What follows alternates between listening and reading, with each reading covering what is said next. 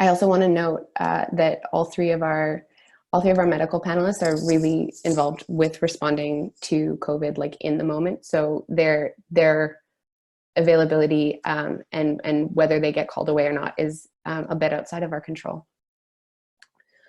So hi, thank you so much for joining us. My name's Jen. I work with the Canadian Association of Physicians for the Environment, which is a member-based national organization that works on research and advocacy that's at the intersection of human health and planetary health. And I also do some work with the Global Climate and Health Alliance, which is an international organization of which CAPE is a member. And CAPE is hosting this webinar, and GCAJ has been kind enough to offer us tech support. So thank you both.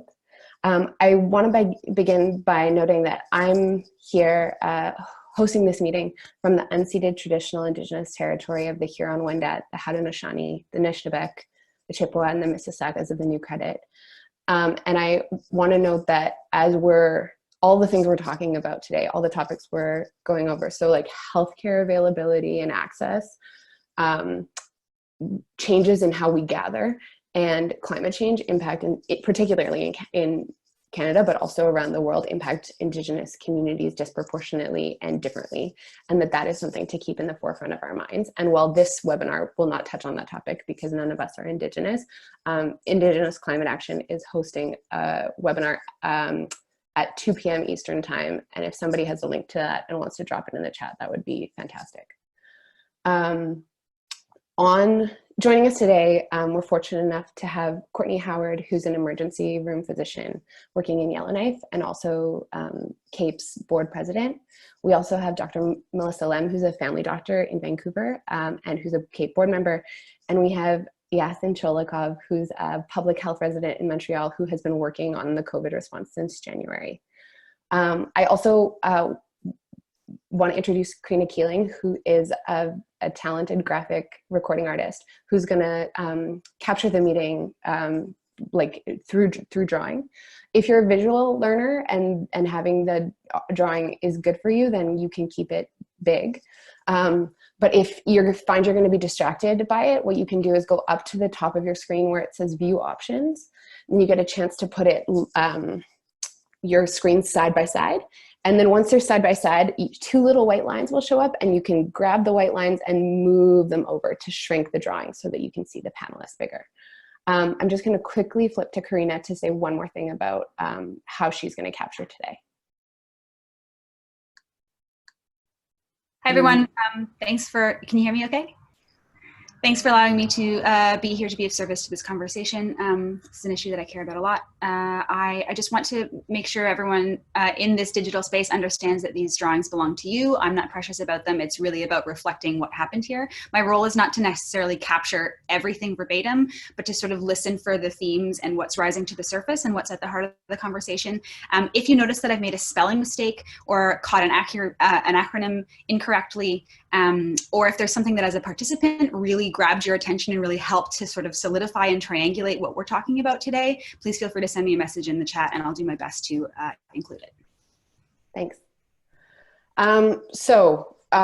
We're in really challenging and uncertain times.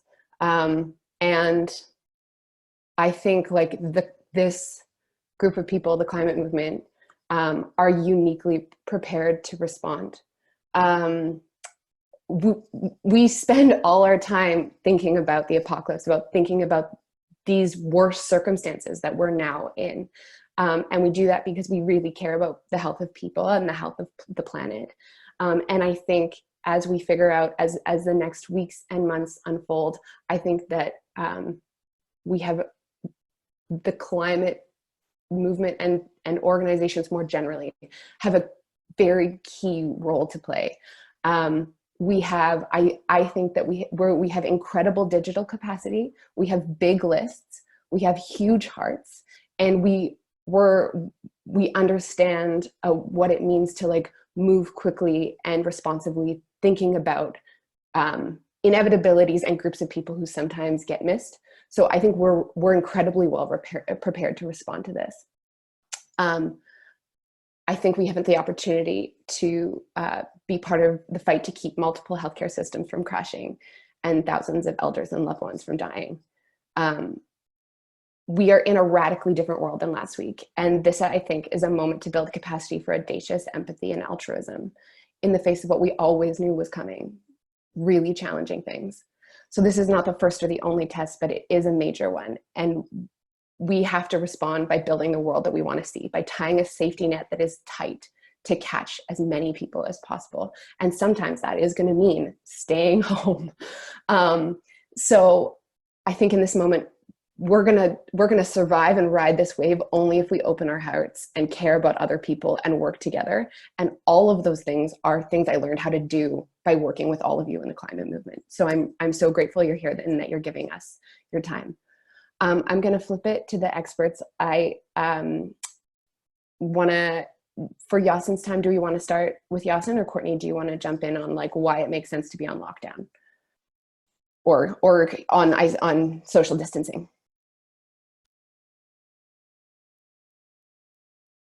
I think Yasin, as the public health expert, is best placed to sort of lay the scene out and give us a sense of what to expect. And then I'll go into what I'm seeing clinically and sort of what I think that means for messaging. Awesome. So should I go ahead?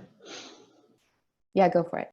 So maybe kind of as a preamble to this, I won't do an extensive history of COVID. I think it's been all over the media. You kind of know what happened. Started in December in China. It's possibly associated to wet market where lots of live animals were in contact with each other and in contact with humans. And eventually it's a disease that was transferred, a zoonosis that was transferred from animals to humans and is now very readily transmitting itself between humans. I think that we've started taking steps all around the country since middle of January, I would say, maybe a bit earlier, a bit later in some places. And we're now at the point where we're taking very drastic steps, such as closing borders, limiting public gatherings, limiting certain types of social activities, or like going to school, like having basically large numbers of people getting together, because the idea behind that is to slow down the progression of the disease. It's a disease that without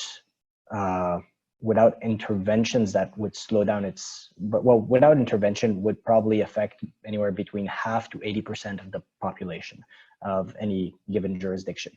The symptoms, one could say that they are the majority of the time relatively mild, but the problem is that in about 15% of the cases, they become more severe and require care. So when you're thinking about 50% of a population requiring care, 50% of a population being affected and 15% of those requiring care, it starts to be very large numbers. Our hospitals, our healthcare systems are not designed to have to deal with that many people in such a short period of time. So this is the whole flattening the curve. You've probably seen those images all over the internet, all over the TV, and whatever other media you use. The idea is that you want, instead of having all the cases happen at once, you want them to happen slowly over time, so that as someone gets sick, we can treat them appropriately in the healthcare system that we have, and they can go home, and then when someone else gets sick, we're ready to take care of them again. Now, I think that some of the kind of very important things to emphasize is that there's basically two strategies that have been discussed around the world. So one of them is a sort of mitigation strategy, so trying to slow down transmission while acknowledging that there will be some transmission. And the other approach is complete lockdown of everything, suppression in a way. Unfortunately, the current modeling, or at least some of the current modeling that allows us to predict how things will go, show us that if we do mitigation, we will have lots of people dying because the healthcare services will not be sufficient. So the suggestion is that currently we have to all go in complete lockdown. So basically shut down contact as much as possible in order to avoid people dying because of lack of healthcare services. because that's what's happening currently in Italy. It's people are practicing what could be qualified as war medicine and deciding who to treat and who they cannot treat because that person has a lesser chance of survival. This is not what healthcare providers want to be doing. And this is not what public health physicians who are asked about kind of ethical questions around how to attribute resources want to be doing either. So that's what we're trying to avoid here in Canada. And fortunately for us, I think that we've put into place at least many jurisdictions. We have to understand that we're a federated state, so every province does different things, but many jurisdictions have now put in place very intense social distancing measures that will, and we've done so a lot earlier than some of our European colleagues, so the impact will hopefully be lesser. I think that one of the important questions around this is how long will that last? And that's kind of a question mark. I think that the disease or the way a pandemic spreads can last for a very long time. Sometimes we say a year, 18 months. It's probably not tenable to maintain the very intense suppression measures for that long. It's interventions that have never been tried in modern society, and how basically people react to it is unclear. How societies react to it is unclear. Whether we're able to produce the things that make society keep going back to the very basic things such as food, water, electricity, whether we're able to maintain those things while still being in complete lockdown is unclear. So there's things that will be tried. Different countries will approach things differently. Some might reduce the social distancing measures and the restrictive measures as time goes, but that's still to be seen.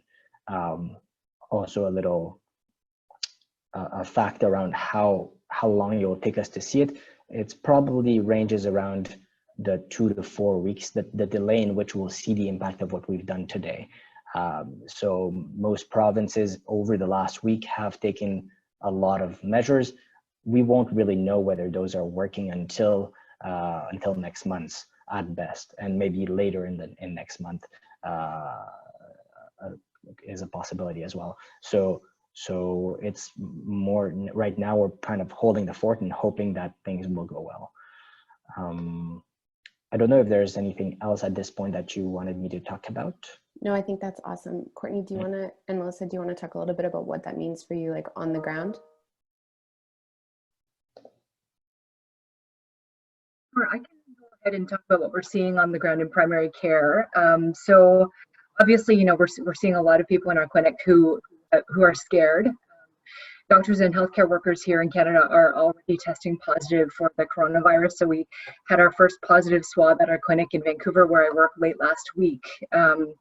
We have patients who are starting to, take supplies from our clinic. Our masks and our gloves and our hand sanitizer are starting to disappear.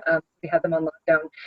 And we also have healthcare workers who are kind of confused about the mixed messages and recommendations coming from different levels of government and even between provincial health officers. But on the positive side, what we're also seeing is that doctors and other healthcare providers in our clinic are calmly stepping up to support each other and also provide patient care in an evidence-based way despite a rapidly changing practice environment. We're also seeing kind of unprecedented levels of communication and collaboration between healthcare professionals and the administration at our clinic and across the province and country. Some people in this call might be part of 15,000 members in a Facebook group that was created 5 days ago for Canadian doctors to share and access information about COVID-19. And also our clinic and a lot of others across the country are shifting towards medicine and virtual care for their patients. Careful input. Physicians like our provincial health officers are really emerging and being praised by the public as being strong, compassionate, and trusted communicators.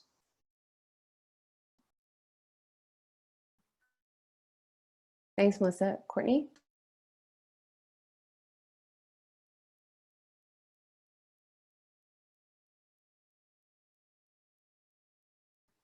Sorry, Courtney, you're on mute.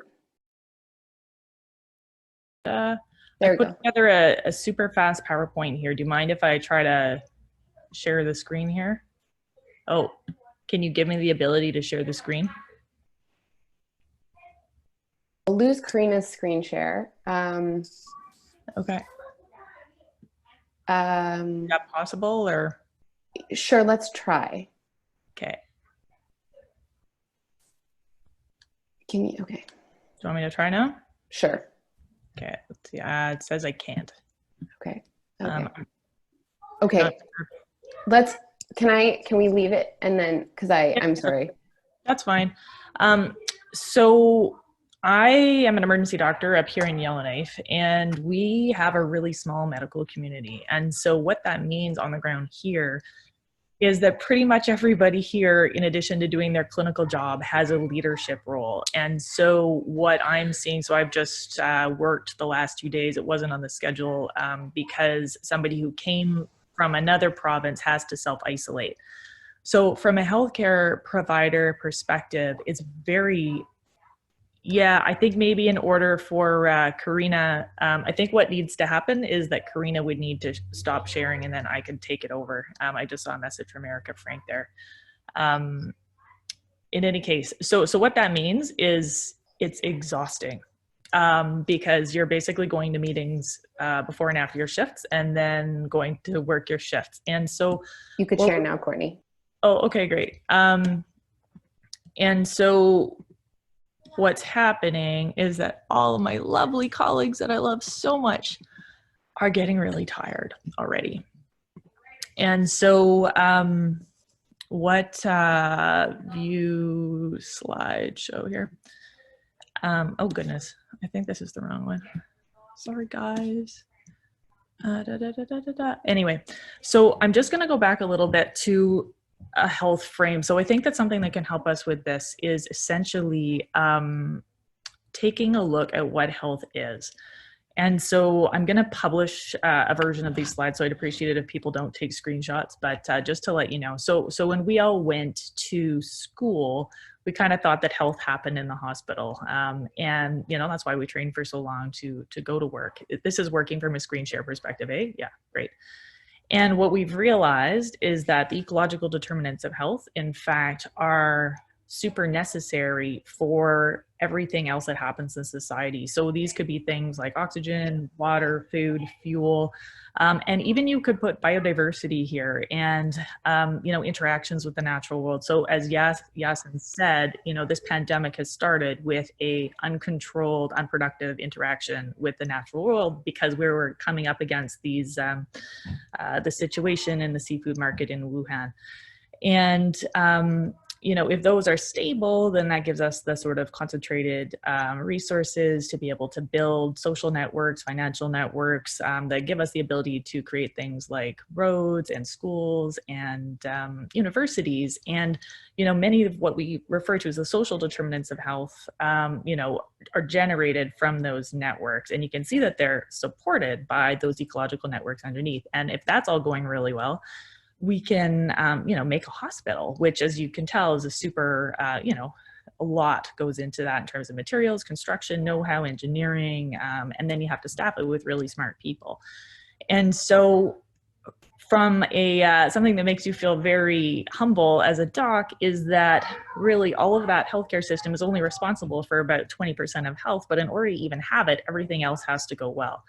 And so, you know, for many people on the call, we have been really focused over the last few years on, you know, climate. So there are many ecological determinants of health. And if you look at this sort of as planetary health frame, you can take a look at them as, you know, different planetary boundaries. So those are things like water or climate or biodiversity or nitrogen and phosphorus flows. And we've all really focused on the climate as the real priority.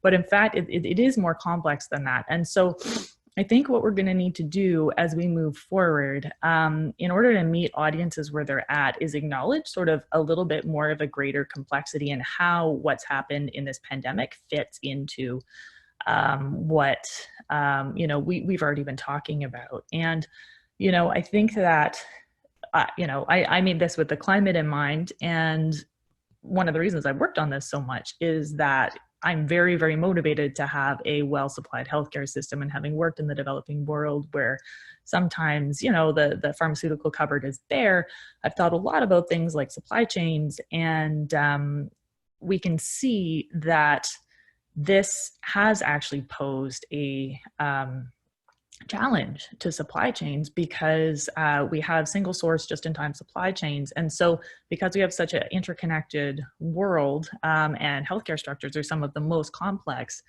it means that we have lost the resilience that maybe would have been ideal for us to sort of be able to weather something like this. And so I'm just going to go into a little bit of mental health here. And this was all done with eco-anxiety in mind, but I think that a lot of it applies to this current situation as well. And we really need to take it all into account. What I was seeing in the Emerge yesterday, the police came in. At one point we have a small department. We had 3 RCMP teams in the department. And please don't report that externally. But what it means is that people are struggling. So this is a moment of real worry, uncertainty, fear for people. And what I was noticing, if you think about it in the, if anybody has kids and they have that bucket, does anybody have that bucket book where it talks about what things you can do to fill up other people's bucket and what things take energy out of people's buckets? And it encourages kids to do loving, kind behaviors that fill up people's buckets. What I'm noticing is that people already are feeling like their buckets are kind of empty. So I was much shorter with people than I usually am at work yesterday, and pretty much everybody is. And so it's one of these situations where people are already coping with a lot. And so I think something we all need to really do is to take care of ourselves. So to do all of that self-care stuff, the eating, the sleeping, the trying to make sure you exercise. I know it's hard, particularly for people who usually go to the gym or who do things, do classes where they need to make up a new workout routine.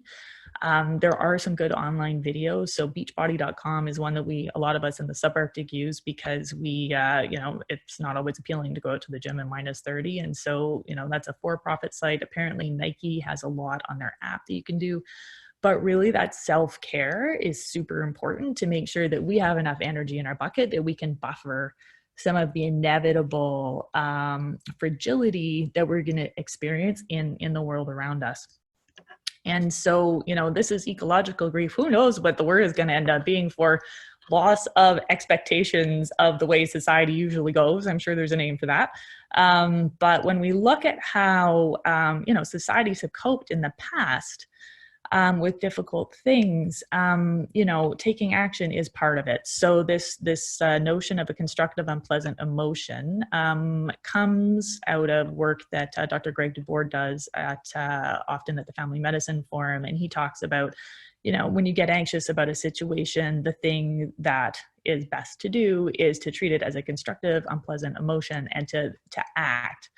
And so, action alleviates anxiety. I've had this slide in my presentation for years, and it's by far the one that tends to resonate with the most people. And, there's finally a little bit of evidence now that shows that this is actually evidence-based. And so I think that what a lot of people are feeling right now is that desire to make a plan. And so I think that what we're needing to realize right now as a climate community and a health community is that what we've talked about in terms of our meta narrative probably needs to shift.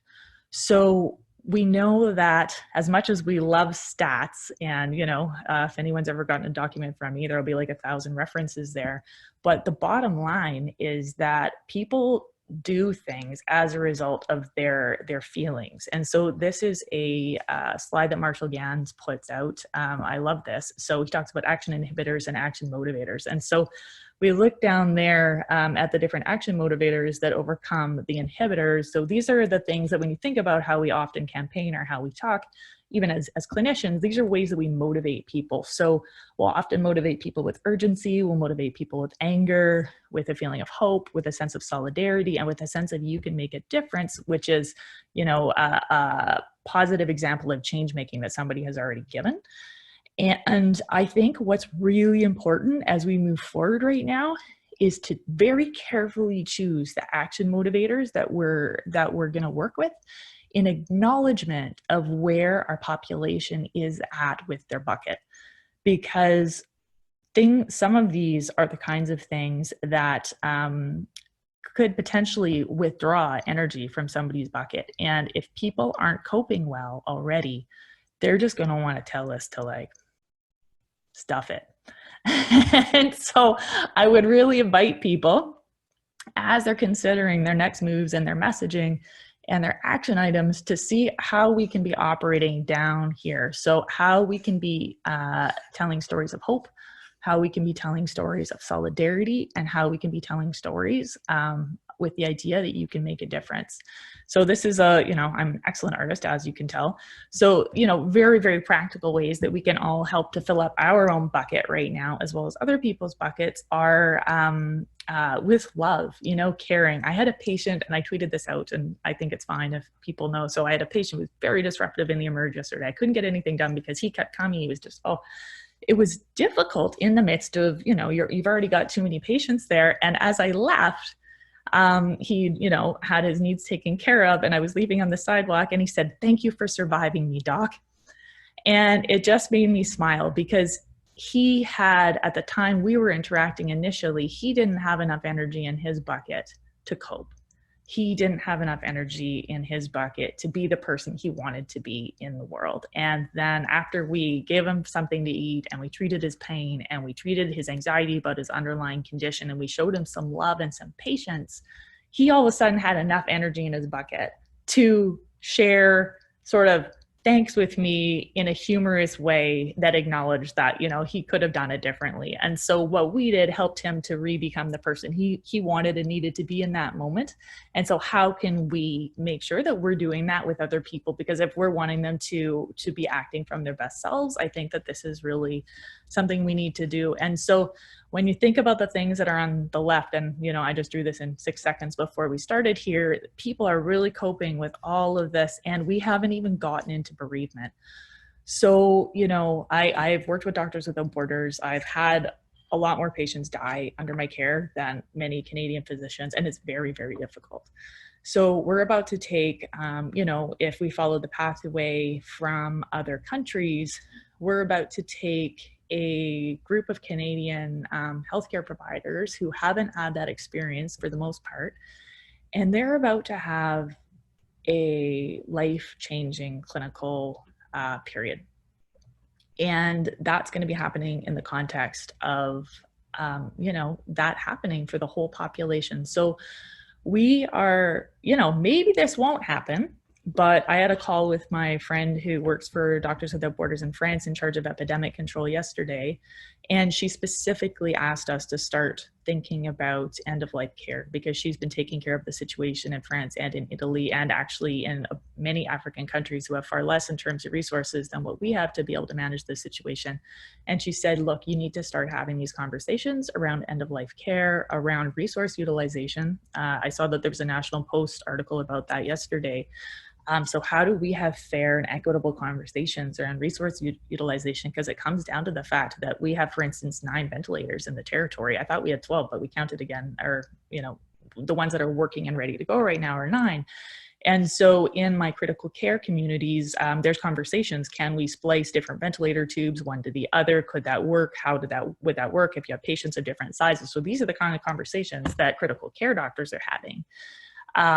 And so, many smart people are working extremely quickly at this right now, but the likelihood of a perfect outcome is very low. And so how can we start really actively taking care of one another, and really actively being incredibly kind, and just really actively trying to come up with a narrative that helps us all fit this together in a way that increases our sense of unity, and our sense of solidarity, and our sense of that heroic nature of coming through a difficult time in history together. Because when we think about the life-changing moments of other generations, the First World War, the Second World War, those weren't fun periods, but those are the moments that make a generation. So how can we come out of this? What can we do now to make this an experience that was horrible, but that left us feeling more united and proud of ourselves? Because that is the group we need to be heading into when we all have bandwidth, when the world has more bandwidth. to solve the climate crisis. And so some narratives, this is like horrible, but this is just emails that we've been putting back and forth. But some of the main messages that we've been talking about are, we are all in this together. So in 2020, health is planetary. So that takes into account both climate change and the zoonotic origin of this pandemic, and takes into account humanity and the natural systems which surround and support us. Inequality and a lack of access to care hurt everyone's health. So if, more countries had been able to access swabs in time, it would have been easier for us to control this pandemic in a better way. And lives are saved when we listen to experts. So, we've had a sort of anti-science bias over the last little while. Those messages have been winning. So how can we double down on this? We are saving lives by listening to experts, so that then, and I wouldn't even connect it to the climate crisis now. I don't think people have bandwidth. They're so preoccupied with what's going on. You'll notice there's no word climate in those first 4 words there. I think really dialing it down for the most part for external audiences is going to be helpful, because their minds just aren't there, and act within the time windows that they recommend. And when we work together, we can change the world quickly. So I was talking to a doc at work yesterday, and he said, well, what I am liking around the climate and communications is the good news. So I think that making asks of people from a climate perspective right now might overwhelm them. But when we say, hey, it turns out that as a bonus that air pollution is way better in all of these cities as a result of the lockdown, I think the good news stories could be helpful. And ideas for action. So how can that climate community be part of this moment of helping a whole generation find their best selves and rise to the occasion? I mean, when we think about the world, there's been so much Instagram superficiality that I think a lot of people are looking for a moment like this to rise. And so how can we help be that? And so really practical things, like I had a nurse come into work yesterday who went and slept all day in between night shifts because her kids were at home. And so usually they're somewhere else and she can sleep. Like childcare is a really big deal.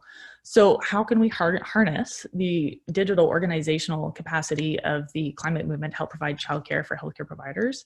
How can we start to codify and count the temporary changes that we're seeing right now in terms of virtual care provision in healthcare and in virtual meetings? So I've got a proposal sort of building for counting the number of carbon emissions we're saving in the NWT healthcare system. How much money is that saving? How can we just launch right into something to propose to policymakers? And how can we identify what's really working at the community level in terms of building resilience? Because we know we have a mitigation sprint in the climate world. We also have an adaptation sprint. I mean, Canada's Changing Climate Report told us that we were going to have, we're looking at about 2 degrees Celsius more warming by 2050. So how do we make sure that we're harvesting the best practices in terms of crisis management and response that are happening now at the community level in that sort of transition town space, so that we can tell those stories and then scale them? And then, this will be a huge moment for reinvestment, and there's a real risk of crisis capitalism taking over here. So what is our counter ask? And I think a lot of that work's already been done, but how can we reframe that? And so as an extension of the divestment movement, moving to just a really strong reinvestment, this is the world we need to build coming out of this moment of crisis. So thank you for listening there, and I'll stop sharing, and looking forward to more discussion. Thanks, Courtney. Thank you so much for that, really working us through the place we're at and where we're going. I think we heard in Courtney's presentation that there's going to need to be sensitivity about when the rest of the world, and particularly healthcare providers, are going to be willing and able to listen to messages about climate change again. Really briefly, some of the things that I know that we're starting to talk about in the health sector are the ways that COVID is directly linked to and caused by climate change. And so I'm only going to mention these so you have them in your heads, but I'm not suggesting, particularly given what Courtney just shared with us, that we start talking about them now. But I think some of the 3 that are rising to the surface are habitat destruction brings animals and people in closer contact, and that leads to the types of zoonotic infections like we're seeing that like COVID that we're seeing.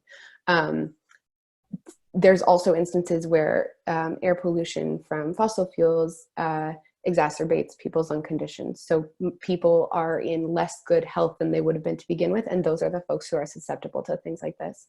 And while COVID isn't directly related to temperature rise, there is evidence that other vector-borne diseases and some infectious diseases will be possibly increasingly likely as the climate shifts. So that there are eventual connections to be made there. And I would say, like, not quite watch this space, but that as the health community drills down into those, we'll do our best to share those with this broader community. Melissa, I wanted to flip to you to talk a bit about nature-based solutions, both for managing some of the stress that people are under, and also getting back into sync with the natural world. Can I share my screen as well? I have a couple really quick slides here. Let's see. Yeah, you should be good to go to share it. Okay. Can everyone?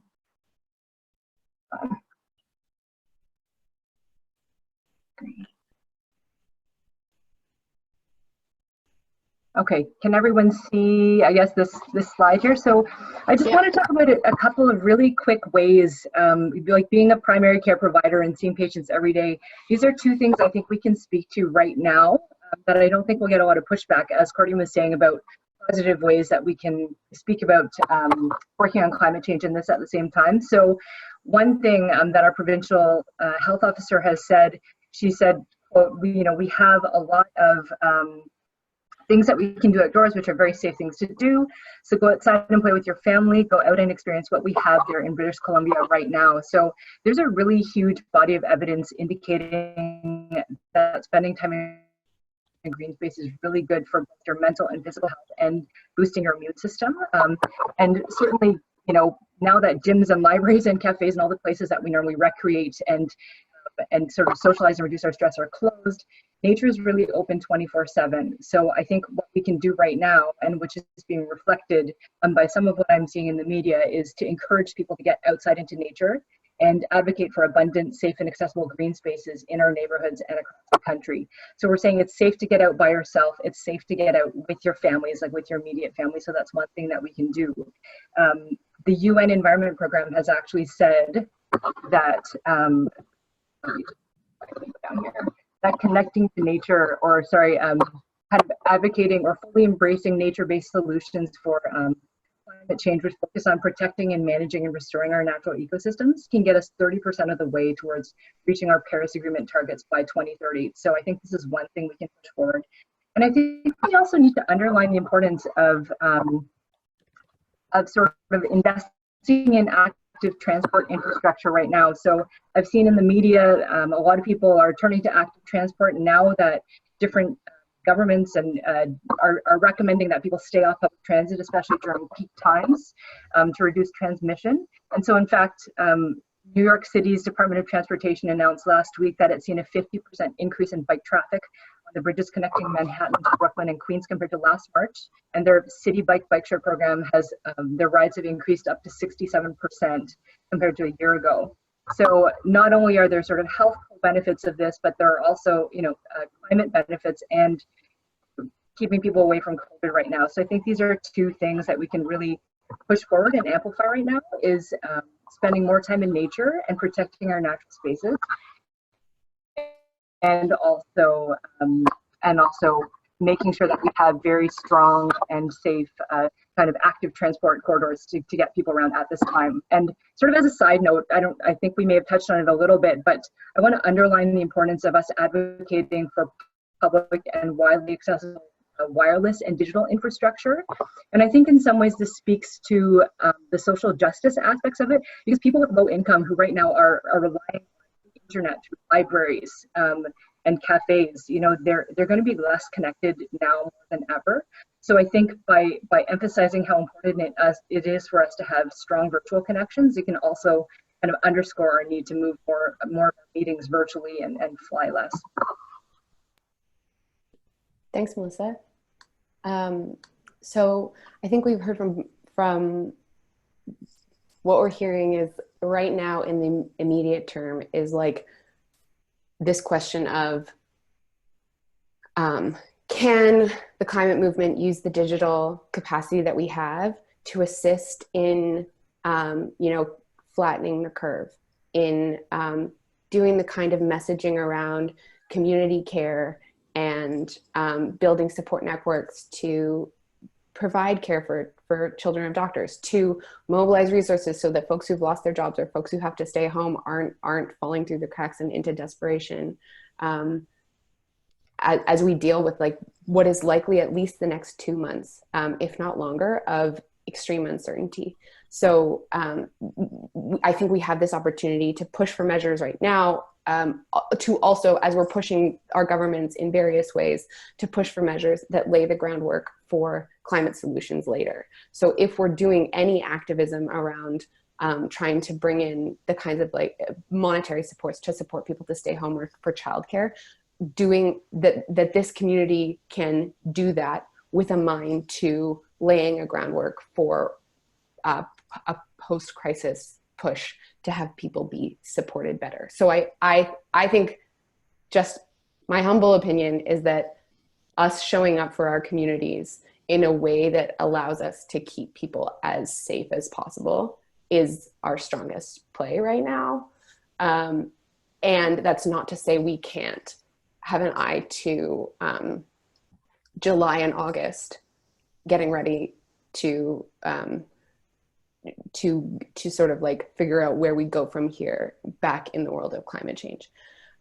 So I wanted to, like, between our panelists, I wanted to, if there was anything else, other suggestions you had of things that the climate movement can be working on right now, either from a messaging standpoint or a campaign standpoint that you think would be useful. And Karina, we could get Karina, I think we could get you back up if you're game for that. I think the really important thing we need to work on is a new meta narrative. So we've been working with this sort of the world is on fire, act now kind of meta narrative. I don't think people coming out of a pandemic are going to be able to cope with more of the world is on fire. They're going to be like, and I'm going to escape now to, a golden age of Hollywood movie, which is why those were created, right?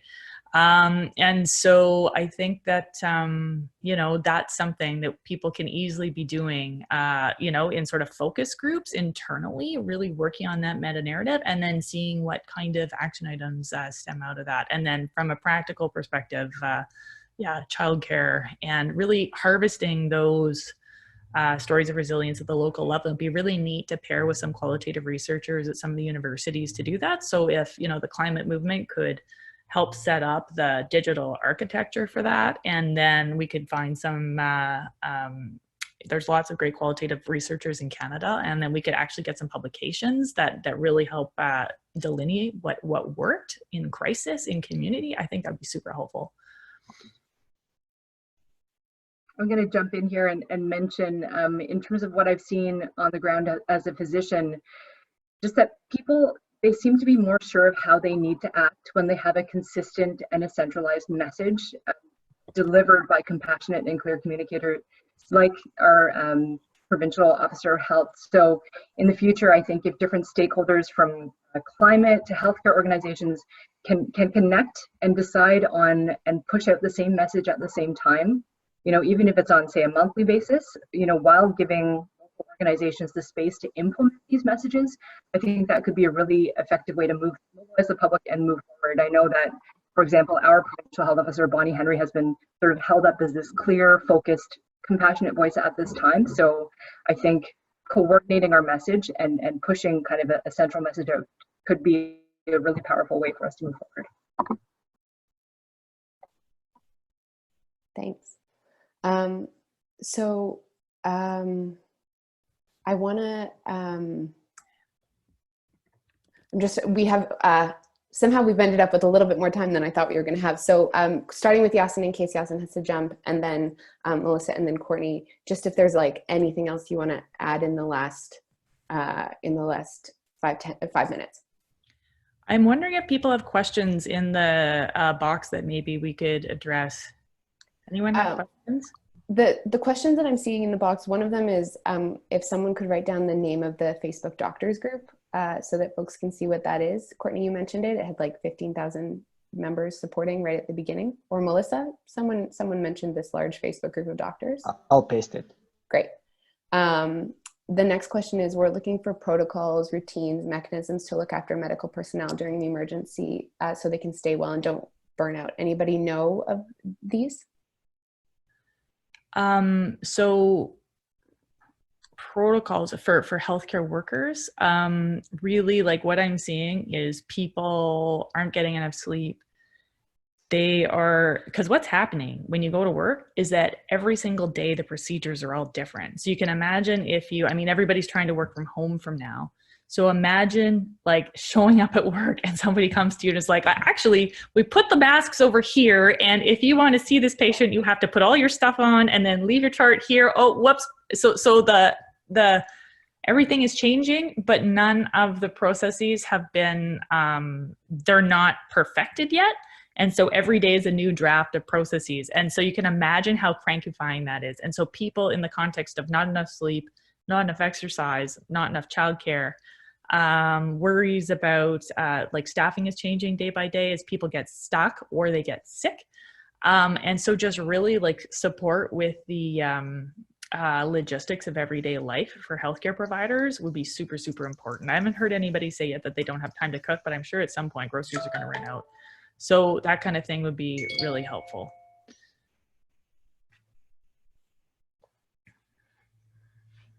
And you know what, I just want to say, I've seen a lot of messaging and I'm seeing a little bit in the chat box. I've seen a lot on Twitter in the yes, but frame. So yes, we need to pay attention to the pandemic, but don't forget about climate change. I think that kind of messaging right now is not helpful, to be really honest with you. And I know that sucks. And maybe I'm a N of one target audience that is like maybe this is just my opinion. But when I hear that in the context of what I'm already trying to do, I literally I like can't cope. And so you all know how much I care about this. And so I just think we really, really, really need to be super careful to be meeting our audience where they're actually at. I think there probably will be a subset of people who are at home who are, you know, they've got time, they've got capability, and they're there and they want to work. And so I think that some of that communication maybe needs to be more internal. I think right now, because we haven't even gotten to the place where people are losing their loved ones in Canada, but we're going to get there. And so we need to be really careful about that messaging. So that technique of tying it to the pandemic and then saying, but you need to care about this, think again about people's buckets and where they're at and how instead maybe you could do something that could help fill their bucket up so that we get them to that place where they can cope, where they're having a positive experience right now that makes them feel as though we are enough. Because if we say yes, but what we're saying again is you're not enough and you're already trying so hard. Okay, so I think this is a matter of timing and I think it's a matter of audience, but just be really, really careful about it. Thanks, Courtney. I think, so we're getting lots of questions about where this video recording will be available afterwards. Between Cape and Sarah from, there you go, Sarah's just answering the chat. We're gonna do our best to make sure that you get that. We have everybody's emails. I think, just echoing what Courtney said, I think it's totally okay to make observations that internally, that way more meetings than we thought and way more conferences than we thought could happen online. Those are important things to notice. And I think they're things to think about how we work on them in the narrative, again, months down the road when people have more emotional space. Of like the whole, as we've been thinking about this, I just keep thinking about this thing that happened when I was a kid. My mom, my sister's 4 years younger than me, and she always wanted to play with me, and I found it very annoying. And one day she came home very upset that her friend's younger sister had wanted to play with her. And I said, hey, like, now you know how I feel. It's no fun. And then she burst into tears and got very angry and wouldn't speak to me. And my mom pulled me aside and said, you know, Jennifer, when somebody's having their own intense emotional experience, it's really not the time to make a point, because mostly they won't hear you. And it's also not very compassionate. So I think leading with compassion and with empathy and with the best parts of this climate, of this movement, the best parts of the people who have dedicated their lives to protecting human and planetary health. That is who is on this call. And so how do we leverage that care to support the best outcome for as many people as possible? Yasin, anything that you want to throw at us? I was going to share another story, but I think that's actually a nice conclusion one, so I would leave it at that. I want to share one more thing if I can. So I just want to emphasize to people that let's not get too lost in our virtual worlds. You know, I know a lot of people's anxiety spikes when they spend hours, you know, on Facebook or Twitter or whatever, scrolling through all the scary stories about COVID. Let's make sure, you know, that we take the time to spend time with our families, to spend time going outside, and even maybe connecting with each other, you know, on our phones while we're on a walk in the woods or while we're on a walk outside. Let's take care of our mental health right now and not forget to disconnect what we're so focused on this right now. Thank you. Okay, I want to thank you all for joining us today, all of the attendees, and certainly all of the panelists. Thank you so much for giving us your time. I know that you are doing patient care and doing broad structural messaging, and so thank you very much for sharing your wisdom. I really appreciate it. Thank you to everybody for your interest and all the good work you already do and that I know we're going to do together. I mean, this is changing the world. This is a societal flip. So now we wanted to be in a new place. This is not the new place we wanted to be in, but we are in a place where we can move forward in a very, very new way. So I think if we do that with the most compassion, the most patience, and just really taking care that those actions come from a centered version of ourselves, which is going to take self-care in order to be that person, I think we can end up with a world we can be really proud of. So thanks. Thank you very much. On that, I'm gonna close us out. Thank you.